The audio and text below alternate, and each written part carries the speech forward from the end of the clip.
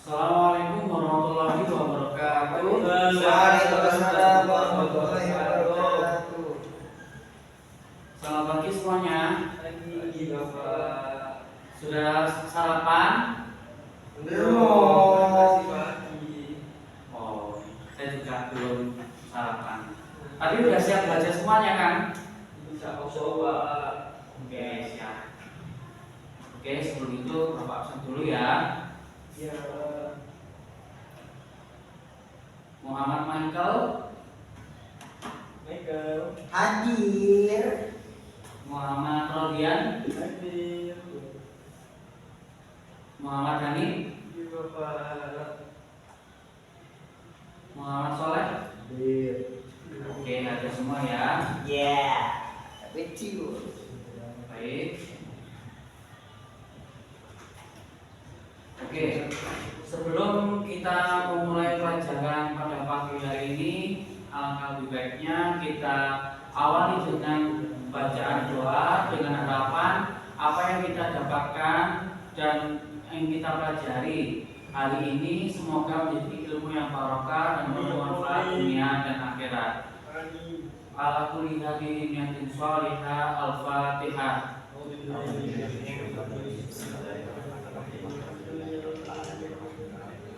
Amin.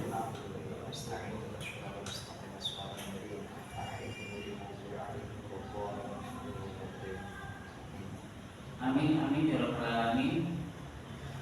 Oke.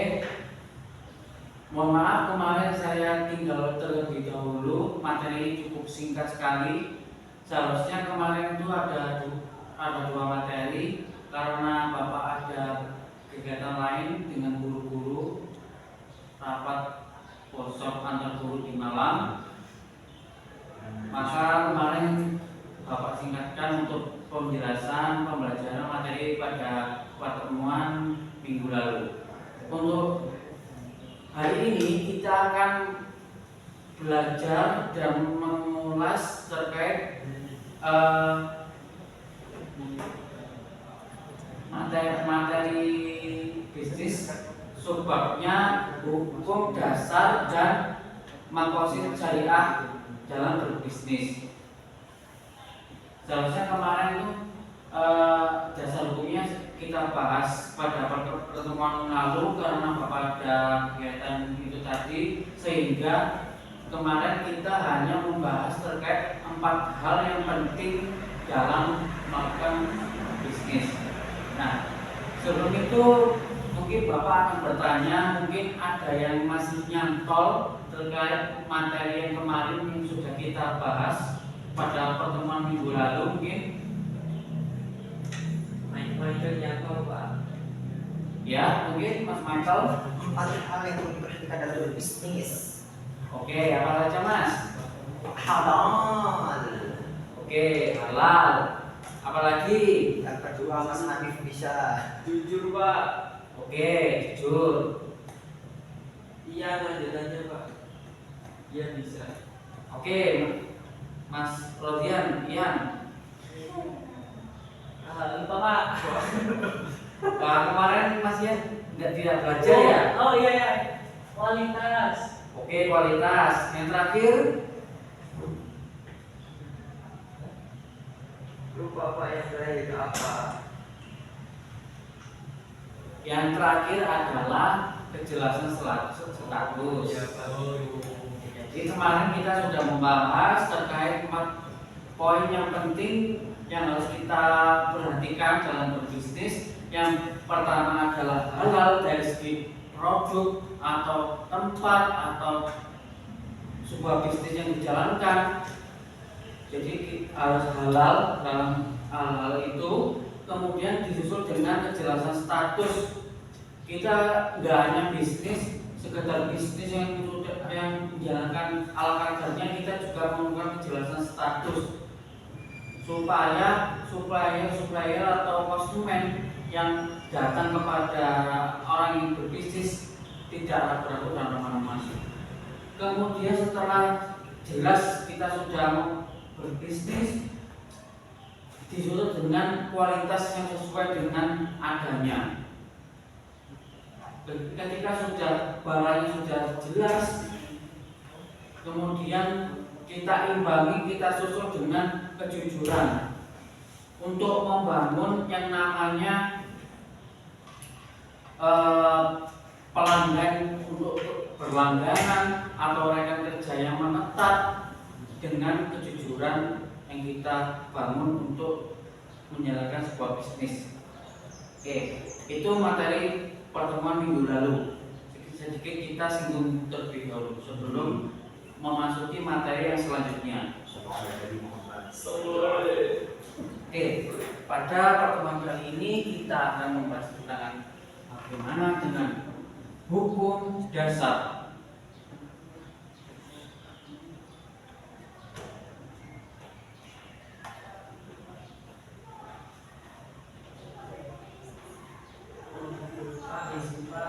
Oke, mana? Oke, siap. Nah, pada materi kali ini kita membahas tentang hukum dasar. Kenapa sih Pak kita kok harus mempelajari hukum dasar? Kenapa demikian? Kita tidak hanya mengetahui apa itu pengertiannya, kriterianya, caranya. Nah, setelah mengetahui apa kriteria, terus bagaimana tentang kelebihan dan kekurangan. Nah, dari beberapa hal sebelumnya rasanya tidak lengkap dan kurang kalau kita tidak mengimbanginya dengan hukum dasar. Dengan tujuan kalau kita sudah menjalankan sebuah bisnis, kita imbangi dengan hukum dasarnya supaya kita tidak terjerumus ke dalam hal-hal yang tidak diinginkan, apalagi bertentangan dengan agama. Supaya bisnis yang kita jalankan bisa maksimal dan perkembangannya juga signifikan. Ada dua sumber yang Bapak cantumkan sesuai dengan RPS yang telah Bapak bagi. Yang pertama adalah dari segi referensi negara.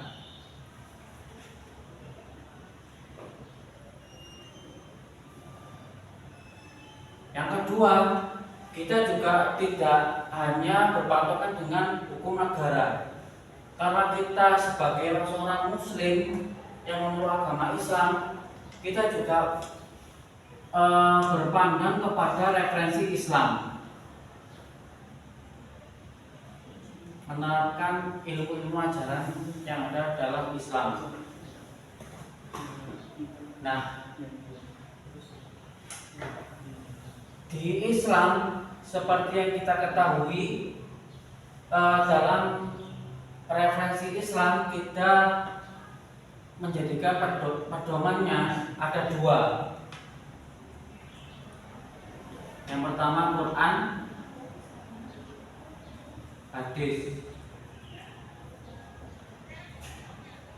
Quran itu kalam Allah, hukum yang bersumber dari Allah. Kemudian disusul dengan hadis. Hadis merupakan perbuatan, perkataan, ketetapan yang berasal dari Rasulullah SAW. Oke. Yang pertama kita bahas dulu tentang hukum negara. Ada salah satu hukum negara yang bisa kita jadikan referensi, yakni terdapat pada pasal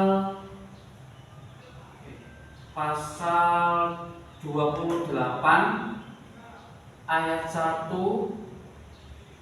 UU nomor 11 tahun 2008. Mungkin teman-teman ada yang tahu, sudah pernah baca-baca atau tahu sekilas terkait undang-undang pasal yang sudah Bapak tuliskan di Bapak tulis. Tahu sekilas atau pernah pernah tahu atau sebelumnya sudah membaca terkait hukum-hukum yang ada di negara mungkin? Oh gitu, baik. Nah, dalam pasal ini, ayat ini, nomor undang-undang ini tahun 2020, tahun 2008, di situ terdapat sebuah peraturan yang berisikan bagi orang yang melanggar dalam menjalankan sebuah bisnis. Nah, sedikit singgung pertemuan kemarin, materi kemarin kita sudah membahas pengertian dari online sama offline. Nah, online itu secara virtual atau daring, offline luring atau menjalankan sebuah bisnis di tempat. Kalau online menggunakan dengan biasanya akun bisa kita temui TikTok, terus Shopee atau dan lain sebagainya. Nah, di sini ada peraturan tentang pelanggaran yang mana di dalamnya itu terdapat sebuah hukuman pelanggaran bagi orang yang melanggar. Nah, hukumannya adalah ada dua. Yang pertama 6 tahun penjara atau napi. Kemudian ada denda 1 M. Nah, itu isinya. Jadi dalam pasal ini membahas tentang orang-orang yang melanggar dalam berbisnis. Jadi orang yang melanggar dalam pasal ini akan dikenakan hukum yang mana orang itu harus menerima hukuman dengan 6 tahun penjara, menetap di sel, diborgol oleh polisi. Kemudian 6 tahun penjara ini juga bisa diselesaikan dengan catatan kalau orang yang melanggar memiliki sebuah riwayat atau kemampuan dalam material atau ekonomi yang mumpuni. Dengan 6 tahun penjara ini bisa ditanggulangi dengan membayar denda yang sebesar 1 miliar. Kalau nggak mau penjara ya 1 miliar. Kalau nggak mau 1 miliar ya harus rela menetap di asrama polisi, itu kan. Untuk referensi yang kedua, Islam. Yang pertama Quran. Sesuai dengan EPS yang Bapak bagikan, ada salah satu referensi seperti surat Al-Baqarah ayat 275. Di situ sudah jelas bahwa yang berlafaz wa halallahu bai'a wa harrama riba. Nah, di situ sudah jelas bahwa Gusti Allah secara langsung menghalalkan jual beli. Nah, jual beli ini juga termasuk bisnis. Jadi bisnis itu secara hukum kalau menurut referensi surat Al-Baqarah boleh dihalalkan. Tapi bisnis juga dilarang kalau di dalam melakukan bisnis itu terdapat yang namanya unsur riba. Saya rasa sudah kenal ya riba dengan mata kuliah yang atau mata pelajaran yang lain sudah dibahas di fikih. Riba itu keuntungan lebih atau sering kita dengar akrab dengan sebutan bunga 10%, 10%. Nah, di Al-Baqarah ini sudah ada ketentuan boleh atau tidak. Di hukum negara juga demikian.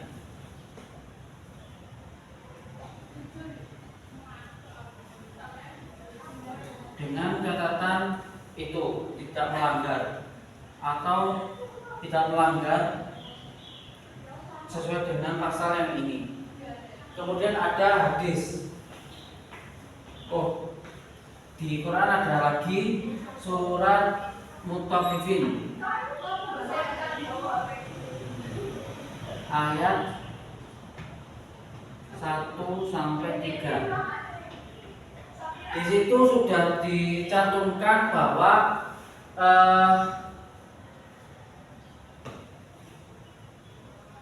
inti dari surat Al-Mutaffifin itu berisi tentang orang yang curang dalam berbisnis di dalam menakar atau menimbang untuk orang lain. Nah, di situ juga dijelaskan bahwa ketika kita menerima atau menerima takaran atau memberikan takaran untuk orang lain, kita minta untuk dicukupkan. Nah, sedangkan kita memberikan takaran atau timbangan untuk orang lain, maka dikurangi. Nah, berdasarkan referensi itu, inti dari surat Al-Mutaffifin itu kecurangan. Misal Mas Hanif menjual barang ke orang lain dengan harga sekian. Terus ketika orang lain menjual ke Mas Hanif dengan harga sekian, kemudian ketika menerima barang jualan dari orang lain, Mas Hanif minta dicukupkan. Misalkan harganya 1 juta, ya wis harganya 1 juta wis, gak boleh kurang, gak boleh lebih, kalau lebih gak apa-apa, alhamdulillah gitu kan. Terus ketika ke orang lain menjual, belikan, misal saya punya HP terus dijual dengan angka 1.300.000, terus orang lain beli, Mas Hanif ini menaikkan harga menjadi 1.400.000 atau lebih dari 50.000, 1.350.000 gitu. Nah, di situ kan kecurangan. Terus ada juga misalnya orang lain yang beli ke Mas Hanif dengan harga yang sudah ditetapkan oleh Mas Hanif, misalkan 1.300.000. Nah, orang lain yang beli itu tiba-tiba minta kurang, misalkan jadi 1.200.000 dengan alasan duitnya kurang atau untung dan lain sebagainya. Nah, inti dari surat Mutaffifin ini curang. Nah, di situ sudah dijelaskan jenisnya orang yang curang. Nah, di dalamnya orang yang curang di situ juga dijelaskan balasan atau ganjarannya. Dan sudah jelas di awal-awal ayat wailul lil mutaffifin. Ada kata wail. Wail itu neraka. Terus mutaffifin itu orang curang. Nah, neraka wail ini merupakan telaganya neraka jahanam. Jadi orang yang curang, ya balasannya neraka wail, telaganya jahanam. Terus yang terakhir referensi dari hadis.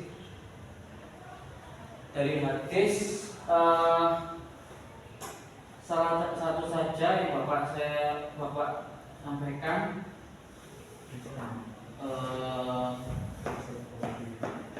Ini yang sudah diriwayatkan oleh Ibnu Hibban dari Umar radhiyallahu an. Intinya sesuai dengan referensi yang sudah Bapak berikan, yang bunyinya dilarang suatu bisnis karena adanya unsur kebohongan. Nah, ini masih nyambung dengan yang hukum negara. Kalau ada orang yang bohong, menyesatkan dalam bidang bisnis, dia akan dipenjara atau denda 1 miliar. Kalau di sini dilarang karena memberikan berita bohong, atau misalnya kita jual misalkan sebuah HP merek Apple atau Proa gitu. Terus ternyata kita sudah sampai, Apple-nya kok gak sama, kok ini mereknya Samsung. Nah, itu kan suatu kezaliman yang tidak ingin kita terjadi. Tidak boleh karena bohong atau tipu daya.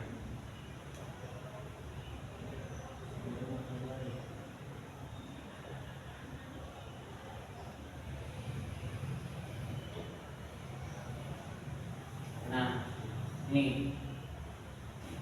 jadi pembahasan kali ini ada 2 poin, dasar hukum dasar bisnis yang dari Pak negara maupun Islam. Kemudian negara itu berdasarkan Undang-Undang Dasar Nomor 11 Tahun 2028 Pasal 28. Kemudian disuruh dengan referensi Islam, Quran dan hadis, yang mana poinnya terdapat pada surat Al-Baqarah dengan mutawifin, dan ada hadis yang diriwayatkan oleh Ibnu Hibban dari Ibnu Umar radhiyallahu anhu. Nah, ini materi pada hari ini. Kemudian setelah kalian mendapatkan materi sedemikian rupa, maka Bapak perintahkan untuk membuat kelompok, yang mana isinya ada satu kelompok 4 orang. Oke, Bapak kasih 1 menit untuk membuat kelompok. Kemudian setelah membuat kelompok itu ada tugas untuk kalian untuk menganalisis dari hukum dasar bisnis tadi dengan konsep maqasid syariah.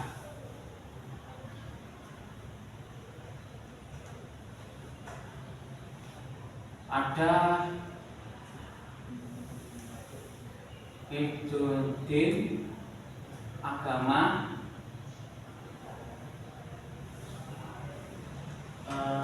nafs atau jiwa, akal,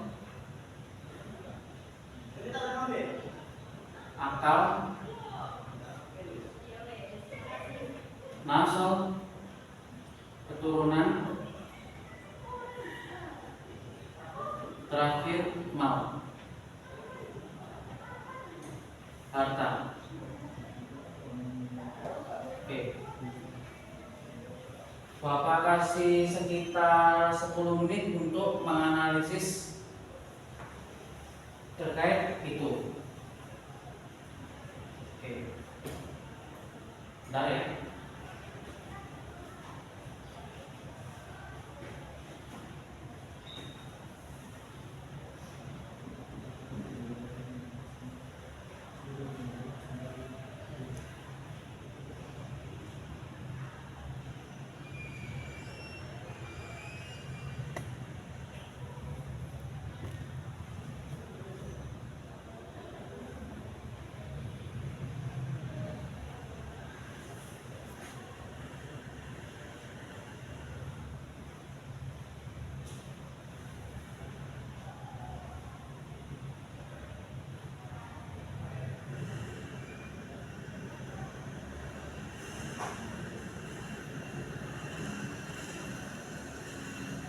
Oke, sudah?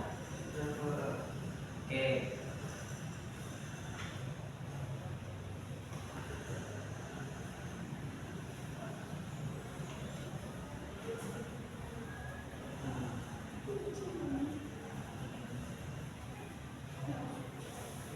Bentar ya.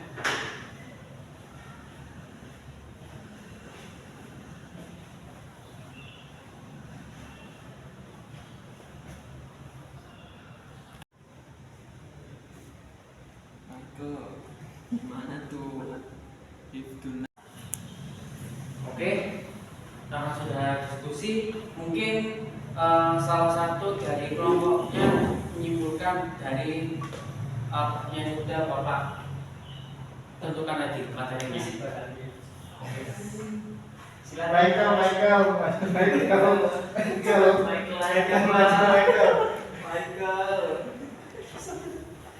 Mungkin nanti kalau Michael nggak bisa, temennya membantu. Iya Pak.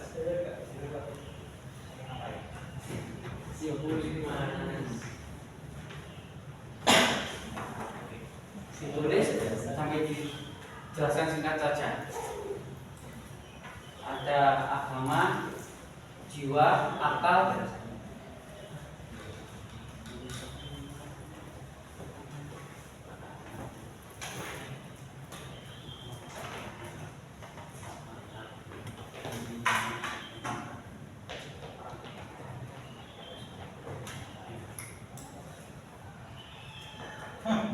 Gampang ya. Sombong Pak.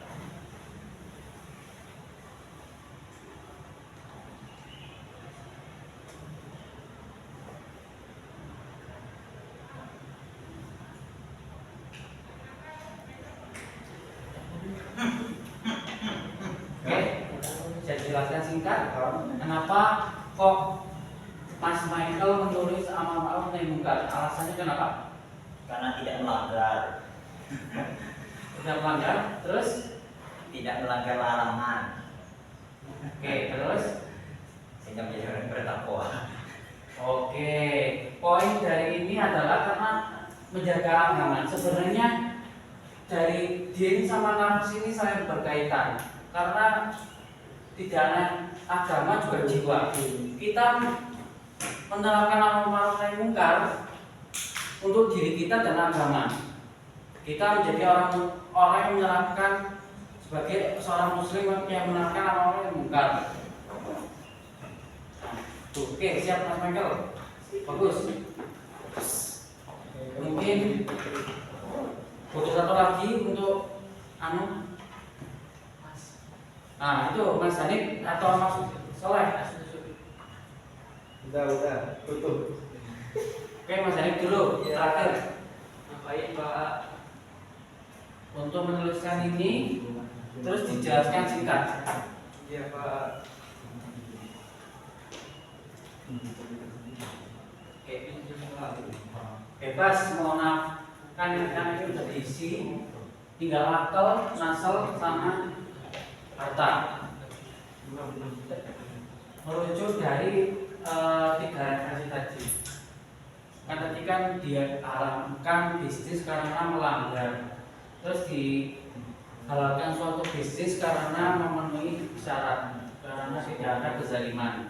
Nah, maksud syariahnya kira-kira apa?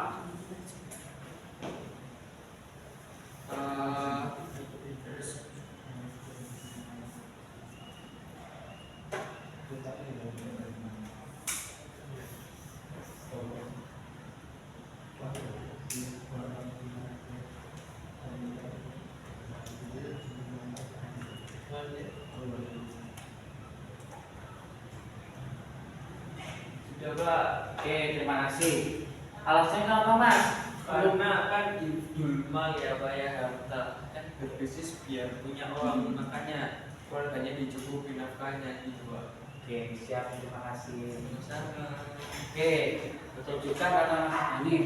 Jadi dengan adanya referensi hukum dasar tadi, orang akan berpikir daripada kita melanggar, kan tadi kan yang dihukum negara tadi kalau tidak dipenjara maka akan membayar denda dengan harga 1 miliar. Nah, daripada kita mengeluarkan uang 1 miliar untuk bayar kesalahan kita, mending untuk hal-hal yang lebih manfaat seperti ini, mencukupi keluarga, infak, sedekah dan lain sebagainya.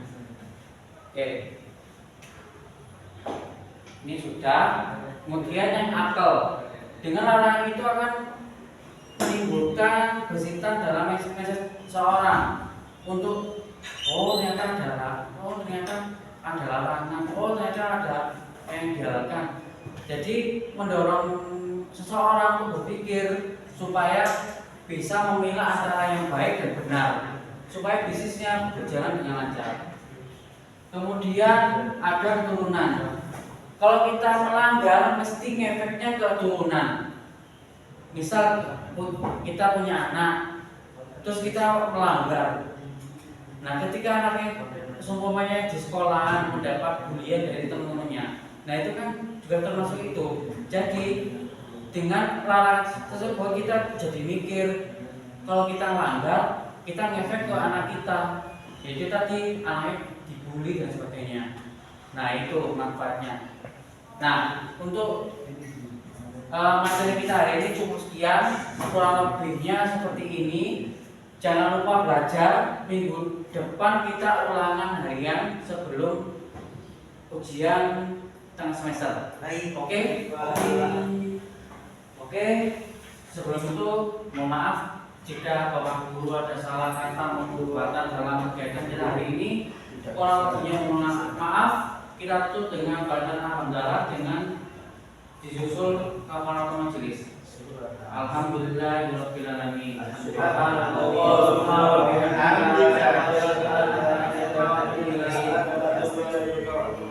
Wassalamualaikum warahmatullahi wabarakatuh. Waalaikumsalam warahmatullahi wabarakatuh.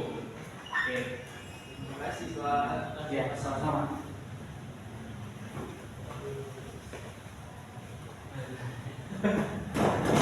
Iya,